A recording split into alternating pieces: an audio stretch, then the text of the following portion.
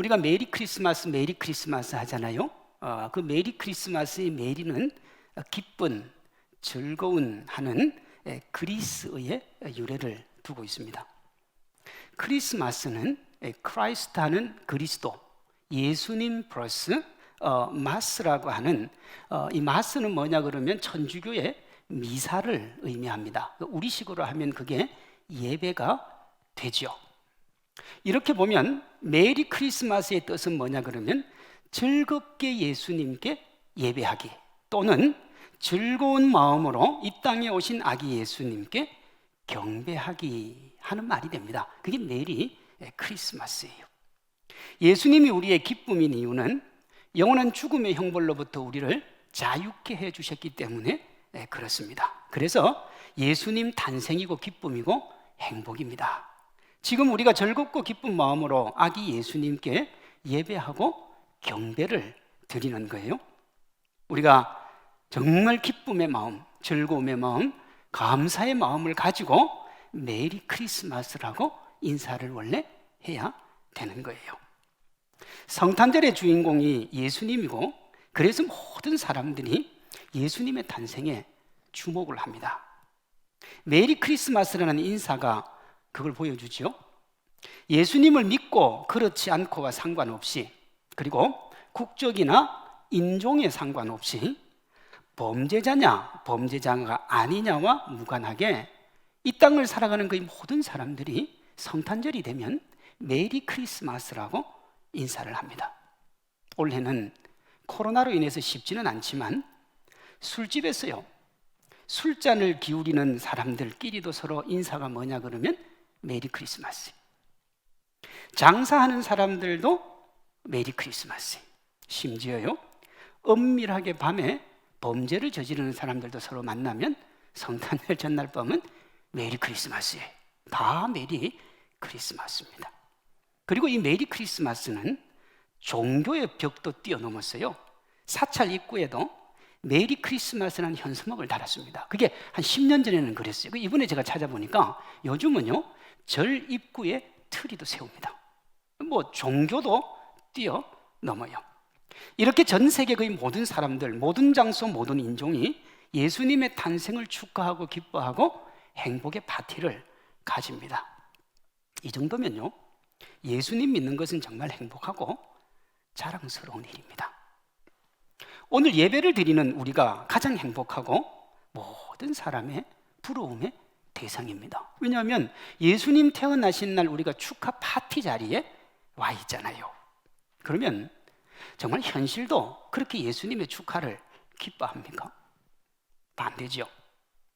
겉으로는 메리 크리스마스를 외치지만, 예수님의 탄생을 기뻐하는 것처럼 보이지만 실제적으로 사람들이 예수님에게 그렇게 우호적이지 않습니다.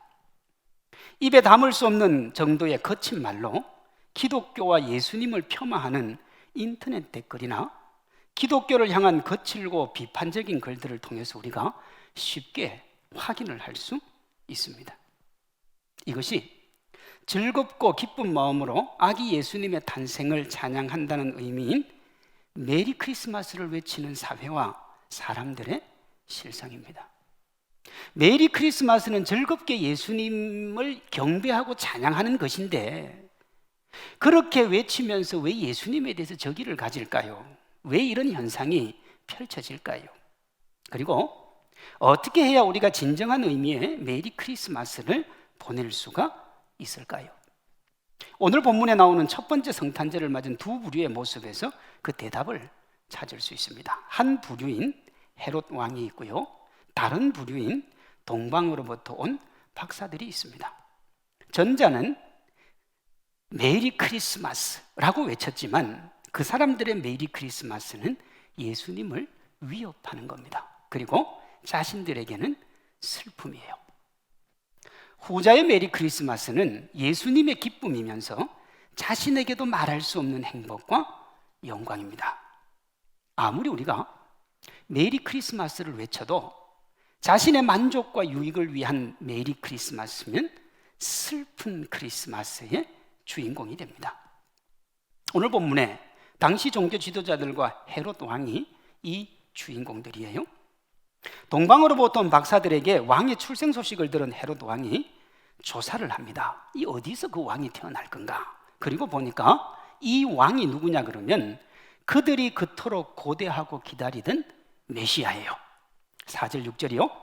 왕이 모든 대제사장과 백성의 서기관들을 모아 그리스도가 어디서 나겠느냐 물으니 이르되 유대 베들레헴이오니 이는 선지자로 이렇게 기록된 바 또 유대 땅 베들레헴아 너는 유대 고을 중에서 가장 작지 아니하도다. 내게서 한 다스리는 자가 나와서 내 백성 이스라엘의 목자가 되리라 그랬어요.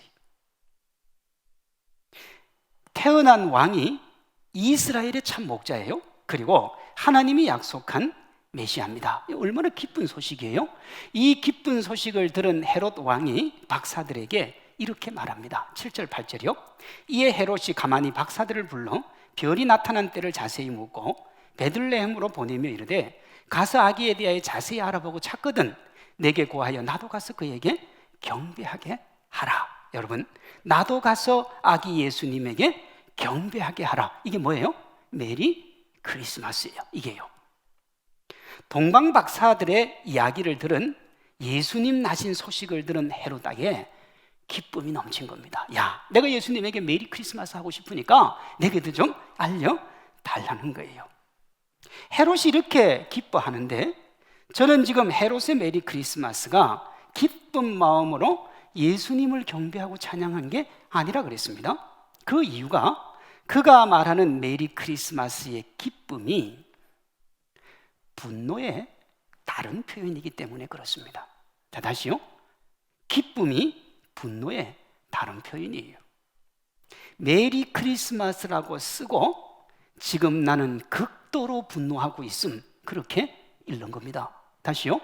메리 크리스마스라고 쓰고 나는 지금 극도로 화가 나 있음, 그렇게 읽는다고요.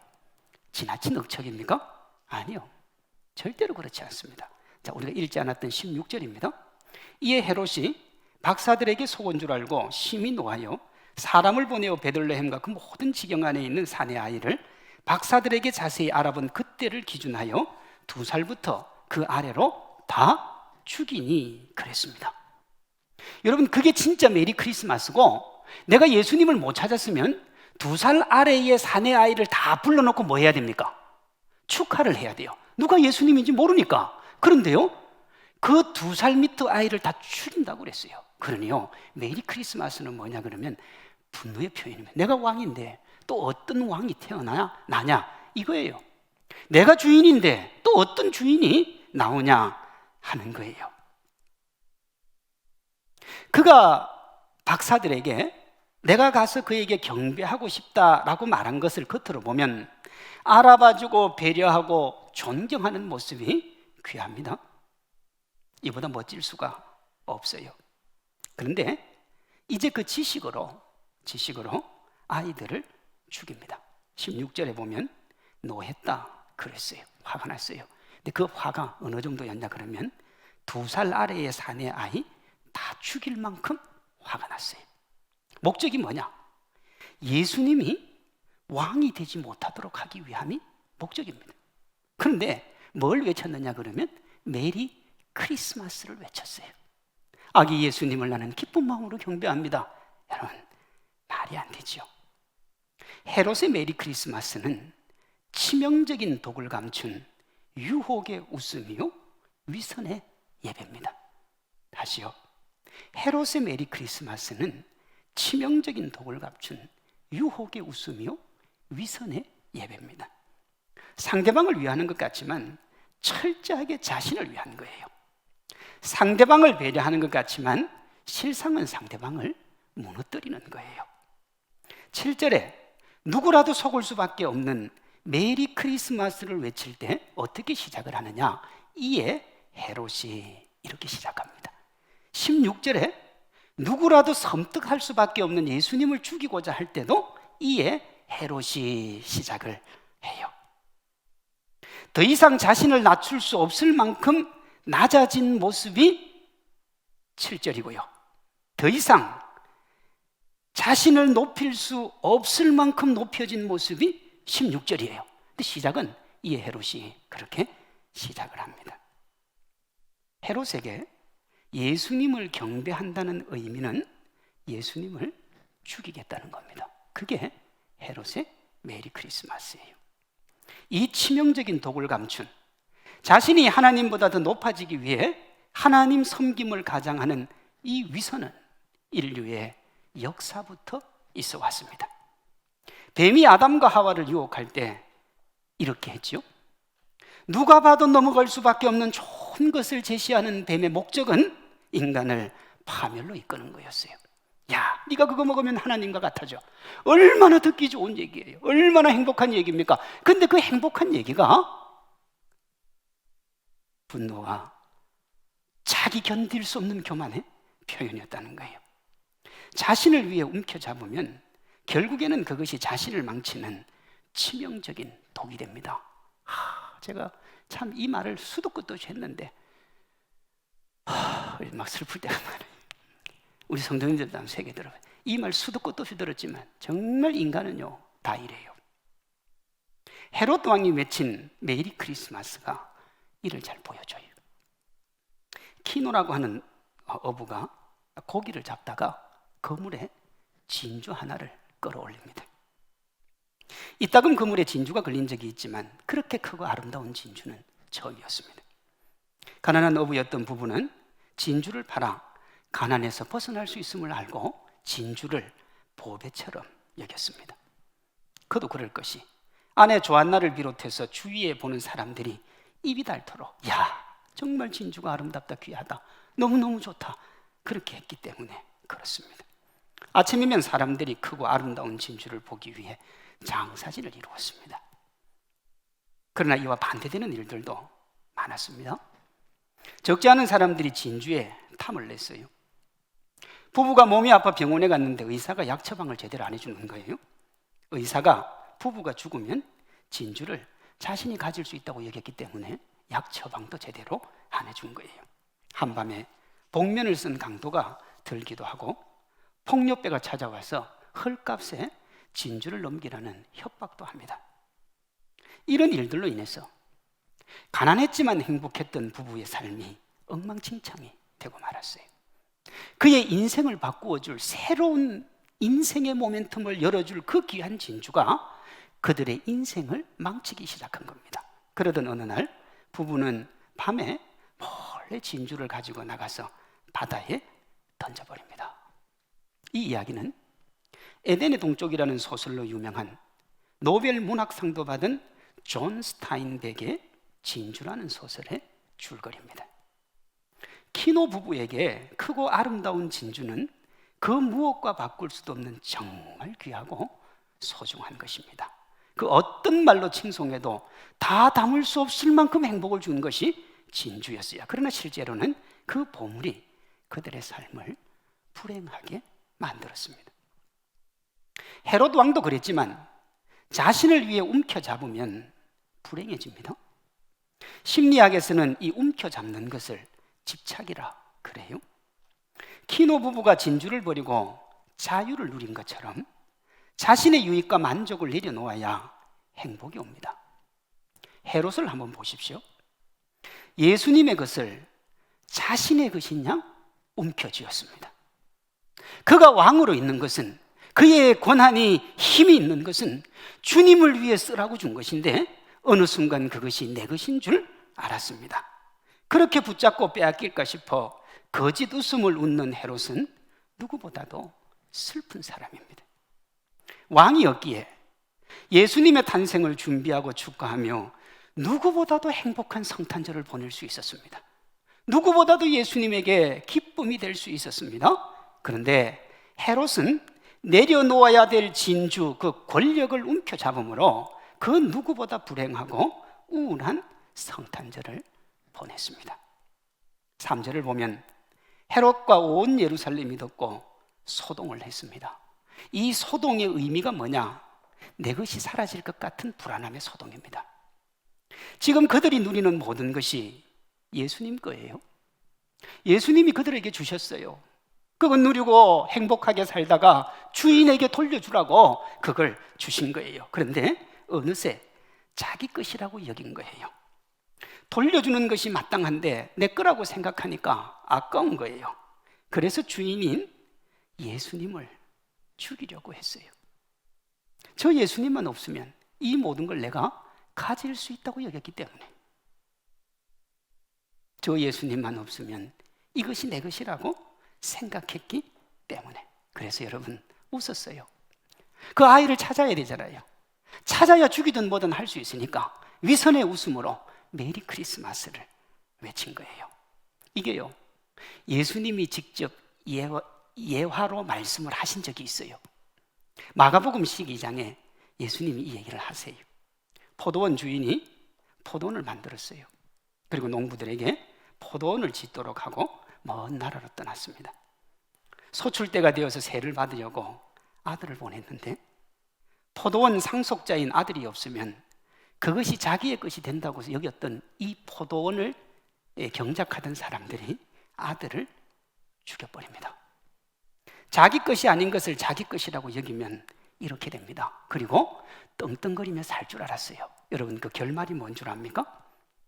포도원, 그것이 자신들이 가질 수 있는 것이라고 여겼던 아들을 죽인 이 사람들, 이렇게 됩니다. 마가복음 12장 9절이요. 포도원 주인이 어떻게 하겠느냐? 와서 그 농부들을 진멸하고 포도원을 다른 사람에게 주리라 그랬어요. 헤롯의 웃음이 이 농부들의 웃음과 같습니다. 그럼 헤롯의 결말은요, 움켜쥐고 행복을 잃었던 그 이상으로 고통과 아픔을 당하는데, 우리 주님은 그걸 뭐라고 그러냐 그러면 진멸이라 그랬어요. 여러분, 진멸이 뭔 줄 압니까? 하나님이 불을 보내는데요, 그 불이 지나가는 곳에는 아무것도 남는 게 없는 게 진멸이에요. 하나님의 것을 가지고 자기 것인 양 누리고 하나님에게 돌아가야 될 것을 내 것으로 알고 거짓과 위선으로 예수님에게 메리 크리스마스를 외치면 주님이 뭐라고 하시겠다는 거냐면 내가 너희를 진멸하겠다고 그랬어요. 아무리 메리 크리스마스를 외쳐도 자신의 만족과 유익에 사로잡혀 움켜잡으면 우울하고 슬픈 성탄절을 보내게 됩니다. 자신이 누릴 행복과 기쁨에만 관심이 있으면 온 우주에 가장 크고 행복하고 놀라운 예수님의 탄생이 마땅찮아요. 예수님을 경배한다는 메리 크리스마스를 외치면서 예수님을 무시하고 예수님에게 함부로 합니다. 이런 분위기를 이기고 진정한 의미의 메리 크리스마스, 예수님도 높여드리고 자신도 기쁨과 행복을 누리려면 성탄절의 주인인 예수님을 바라봐야 되고요, 자신에게 있는 가장 귀한 진주를 주님께 드려야 되는 거예요. 그게 내게 아니거든요. 뭐 뒤쪽에 가면 알아보겠지만 동방의 박사들은 그 황금과 유향과 모략을 하나님께 드렸어요. 뭐 우리가 그 얘기할 때 뭐 장례를 준비하고 왕을 준비하고 그런 얘기합니다만 본질은 뭐냐? 우리가 하나님을 어떻게 예배하고 경배할 거냐 하는 거죠. 자신의 만족과 유익만 바라보다가 메리 크리스마스가 아픔과 고통이 된 헤롯과 달리 동방으로부터 온 박사들은 참된 기쁨과 즐거움으로 예수님께 경배와 찬양의 진짜 메리 크리스마스를 드렸고요, 이에 더하여 하나님이 만나주시는 영광도 누립니다. 헤롯이 외친 메리 크리스마스의 다른 말이 극도의 분노와 잔인함이라 그랬습니다. 동방 박사들의 메리 크리스마스는 말 그대로 기쁨으로 예수님께 경배와 찬양을 드리는 예배였습니다. 1절 2절이요. 헤롯 왕 때에 예수께서 유대 베들레헴에 나심에 동방으로부터 박사들이 예루살렘에 이르러 말하되 유대인의 왕으로 나시니가 어디 계시냐? 우리가 동방에서 그의 별을 보고 그에게 경배하러 왔노라. 경배하러 왔노라 하는 말이 메리 크리스마스예요. 오늘 주님 예배하러 왔다는 거예요. 즐거운 마음으로 이 땅에 오신 예수님을 예배하고 경배하는 메리 크리스마스예요. 힘들었겠죠. 동방에서 와야 되니까 어려웠을 거예요. 그런데 주님을 찬양하는 그 기쁨에 그 힘든 걸 잊어버릴 수가 있었어요. 8절에서 헤롯도 동일하게 메리 크리스마스를 외쳤지만 16절에 분노와 함께 죽음의 명령을 내림으로 이상하게 마무리가 되는데요, 동방 박사들의 메리 크리스마스는 이렇게 끝이 나요. 11절이요. 집에 들어가 아기와 그의 어머니 마리아가 함께 있는 것을 보고 엎드려 아기께 경배하고 보배합을 열어 황금과 유향과 모략을 예물로 드리니라. 이건 진짜 메리 크리스마스죠. 그러니까 메리 크리스마스가 메리 크리스마스 된 거예요. 헤롯은요, 메리 크리스마스가 정말 저주의 크리스마스가 된 거예요. 헤롯이 슬프고 우울한 성탄절을 보낸 이유는 움켜잡았기 때문에 그렇습니다. 내 것이 아닌데 움켜잡았어요. 그는 황금과 유향과 모략을 움켜잡았습니다. 자기 거예요, 그게. 이렇게 자기 것이라 움켜잡았던 헤롯은 슬프고 우울한 성탄절을 보내게 됩니다. 이와 달리 동방 박사들은 황금과 유향과 모략을 예수님께 드렸습니다. 내게 아니라 주님 거라는 거예요. 그렇게 예수님께 자신의 것 중에 가장 귀한 것을 드린 동방 박사들은 그 누구보다도 행복하고 기쁜 성탄절을 맞이했습니다. 가지면 행복할 것 같은데 내어놓으니까 행복한 거예요. 가지면 내가 누릴 것 같은데 내어놓아야 누리는 거예요. 이 행복과 즐거움 위에 하나님이 보시니까 동방 박사들이 너무너무 마음에 드는 거예요. 그래서 이렇게 해주십니다. 12절이요.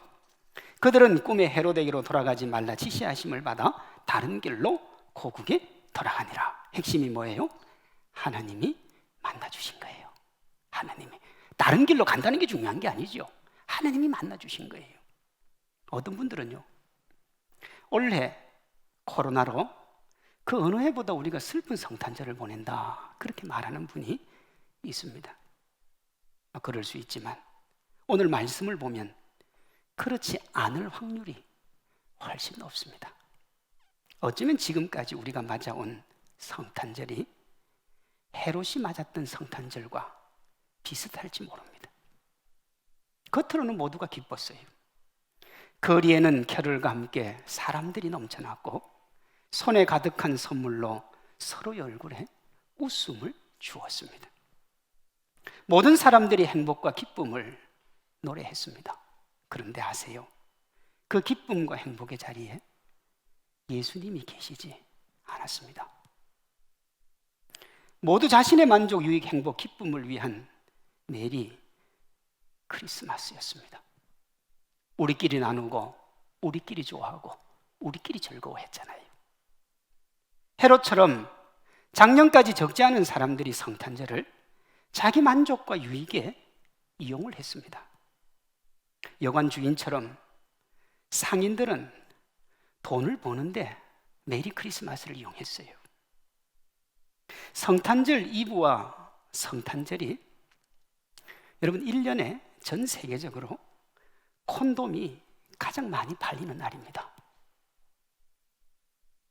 예수님은 동정녀의 몸에서 오실 만큼 그렇게 순결하고 깨끗했는데 그 예수님을 경배한다는 메리 크리스마스를 외치면서 환락과 쾌락의 밤을 보냅니다.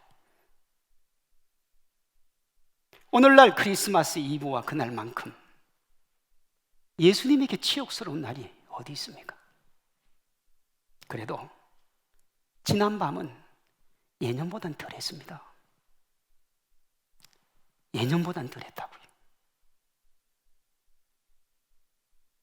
메리 크리스마스라고 외치지만 않아도 봐줄만 하죠. 봐줄만 해요. 주님을 경배한다는 소리는 안 했으니까. 예수님을 죽여 통곡이 흘러넘치게 만들었던 헤롯처럼 사람들의 메리 크리스마스 외침으로 다시 한번 크리스마스를 치욕스럽고 우울한 날로 만든 거예요.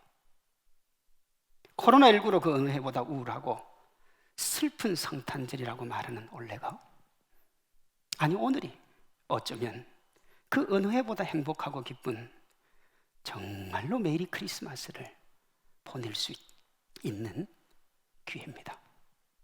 작년까지 눈 뜨고 볼 수 없는 일들이 메리 크리스마스라는 이름으로 행해졌는데 올해는 하나님이 코로나19로 누구도 성탄절을 그렇게 이용하지 못하게 하신 거예요. 메리 크리스마스를 상업적으로, 개인적으로 서로의 이익을 위해 이용하지 못하도록 모든 걸 멈춰 세우셨어요. 현장 예배도 멈췄어요. 여러분, 저는 이 현장 예배가 멈춘 거에 대해 속도 상하고 다 상하지만 설교 준비하면서 그 생각했습니다. 우리의 메리 크리스마스 예배를 하나님이 얼마나 보기 싫었으면, 자신의 만족과 자신의 유익을 위해 살아가는 그 모습이 얼마나 보기 싫었으면 하나님이 그 예배까지 막았을까. 여러분 압니까? 구약에 보면 주님이 그래요. 예배를 멈추라고. 보기도 싫다고 그래요. 우리는 예배한다고 그러는데, 우리는 주님을 기뻐한다고 그러는데 주님이요, 견딜 수가 없는 거예요. 견딜 수가. 저는 설교 준비하면서 그걸 느꼈어요. 어쩌면 원래 성탄절이 헤롯처럼 보내던 메리 크리스마스를 동방박사들처럼 보낼 수 있는 절호의 기회입니다. 죄로 인해 죽을 수밖에 없는 우리를 위해 낮아지신 그 예수님의 희생을 기억하며 우리도 우리 주변을 돌아보고 그들에게 예수님의 사랑을 나누어주면 참으로 예수님을 높여드리는 메리 크리스마스가 되고 동방박사들처럼 하나님을 만나는 행복도 누리게 됩니다. 우리 교회는 성탄절 헌금을 모두 소외되고 힘겨운 분들을 위해 사용을 합니다. 제가 오기 전부터 한 전통인데 참 귀하고 좋은 전통이에요. 성탄절을 참으로 메리 크리스마스로 보내는 겁니다. 우리 성도님들 성탄절 전에 자녀들에게 수십만 원짜리 선물 사주고 이 선물 사주고 저 선물 사주지만 소외되고 힘들고 어려운 분들에게 뭘 한번 해줘 봤습니까? 뭘 한번 나눠줘 봤어요? 그런데 그 작은 헌금 하나님 앞에 드리면 그 헌금을 가지고 우리가 주위에 소외되고 가난한 분들, 어려운 분들 나눠주니 그래도 주님의 메리 크리스마스에 우리가 동참을 하는 거예요. 그렇게 우리가 우리에게 있는 주님의 귀한 진주를 주님께 드리면, 제가 지금 뭐라고 그랬죠? 우리에게 있는 주님의 귀한 진주라 그랬어요. 기쁨과 행복이 몰려오고요, 그 진주가 세상에 빛이 되고 소금이 되며 하나님이 그런 우리의 삶을 책임져 주시는 거예요. 헤롯 왕은 자신이 가진 진주를 쳐다보고 그것 누릴 것에 몰두하다가 누구보다 슬프고 우울한 성탄절을 보냈습니다. 예수님이 태어나신 여관의 주인도 시끌벅적하고 화려한 축제에 취해서 예수님 탄생을 흘려버리는 슬픈 주인공이 되고 말았습니다. 우리도 우리끼리 즐거워하고 우리끼리 행복해 하다 보면 정말 주님에게 영광을 돌려드리지 못하게 됩니다. 예수님으로 인해 기뻐하지만 예수님에게는 전혀 기쁨이 되지 않는 사람들의 모습과 같아지는 거죠. 이와 달리 동방박사는 오직 예수님만 바라보고 예수님에게 필요한 것, 예수님이 필요로 하시는 것에 관심을 기울이면서 모든 것을 얻었습니다. 들에서 양을 치던 목자들도 자기 이익에 집중하는 사람들 곁을 떠나서 연약한 양을 돌보다가 메리 크리스마스를 외치고 축하해 줄 수 있는 축복도 누렸습니다. 예수님으로 인해 기뻐하고 참으로 예수님에게 기쁨이 되는 성탄을 축하하는 이들의 참 모습입니다. 우리 모두가 동방박사들처럼 우리가 외치는 메리 크리스마스가 그 의미 그대로 이 땅에 오신 예수님을 예배하고 경배하는 메리 크리스마스가 되어야 되지 않겠습니까? 이렇게 하면 됩니다. 2절에 우리가 동방에서 그의 별을 보고 그에게 경배하러 왔노라. 9절과 10절요. 동방에서 보던 그 별이 문득 앞서 인도하여 가다가 악이 있는 곳 위에 머물러 서 있는지라 그들이 별을 보고 매우 크게 기뻐하고 기뻐하더라. 제가 새벽에 이것 갖고 설교해 드렸는데 보세요. 그들이 기뻐한 건 별이에요. 그들이 기뻐한 건 권력 아니에요. 그들이 기뻐한 건 자기들에게 가지고 있었던 황금과 유황과 모략이 아니에요. 그걸 하나님 앞에 드릴 수 있도록 인도해 주는 별을 보고 기뻐하고 또 기뻐했어요. 즐거워하고 감사했어요. 우리에게 이 별이 예수님입니다. 그 무엇보다 우리가 예수님에게 집중하고 예수님을 바라보면 메리 크리스마스의 주인공이 될 수 있어요. 하나님의 기쁨이 되고 그 이상의 기쁨과 행복도 누릴 수가 있습니다. 동방 박사들이 예수님께 메리 크리스마스의 영광을 올려드렸던 것처럼 우리 모두도 우리의 구원을 위한 예수님의 성육신을 바라보고 묵상하고 그 의미를 실천하며 진정한 메리 크리스마스 보내시기를 바랍니다. 그 위에 하나님 만나고 삶을 인도받았던 동방의 박사들처럼 이 성탄절을 보내고 난 다음에 하나님의 인도와 사랑을 받아가는 그 행복한 삶으로 주님이 열어주시는 축복의 인생들 되시기를 주님의 이름으로 축원합니다.